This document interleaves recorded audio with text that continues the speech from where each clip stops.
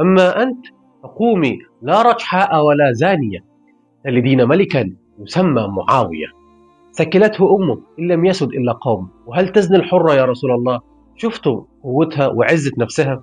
هند بنت عتبة من الشخصيات النسائية القوية اللي كان عندها عزة نفس وكرامة. عزة نفسها دي اللي خلت ابنها ملك. قبل الإسلام هند بنت عتبة كانت متجوزة راجل اسمه الفاكه بن المغيرة. جوزها ده كان معروف إن هو راجل كريم وكان بيحب الناس وكان بيحب يأكلهم، وكمان لو حد كان عايز يستلف منه كان بيسلفه.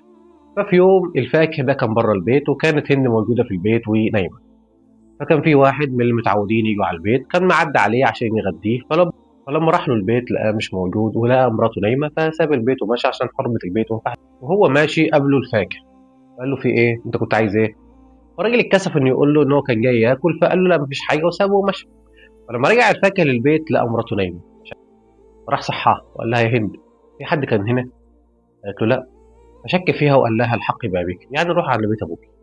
هند اصلا ما كانتش تعرف ان في حد كان موجود في البيت عندها.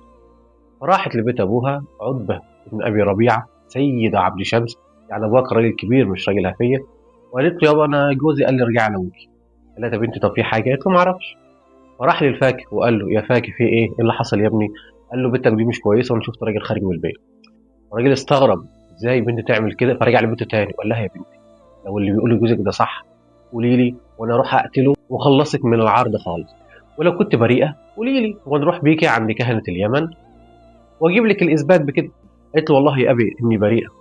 وراح للفاكهه وقال له تعالى بينا نطلع على اليمن نساله كاهن هناك ونتاكدوا من صدق الكلام ده. فالفاكهه قال له ماشي وموافق.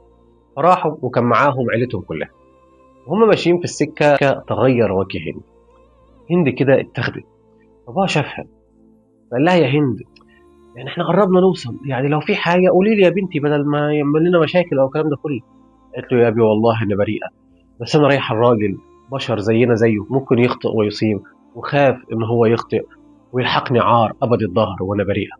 فابوها عشان يتاكد ان الراجل ده صادق فعمل حيله كده، خد حاجه خباها، ولما راح له هناك سالوا عليها فقال له انت مخبيها في الحته الفلانيه، فتاكد ان هو صادق يعني. ده غير ان كهنه اليمن دول كان ليهم مكانه كبيره عند العرب زمان وكانوا مصدقين.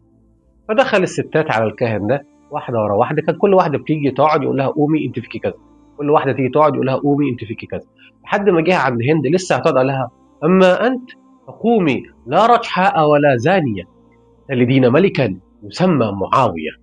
جوزها سمع الكلام ده قال لها انا اسف وحقك عليا واخر مره ومش عارف ايه. قالت له لا والله لن يكون معاويه هذا منك.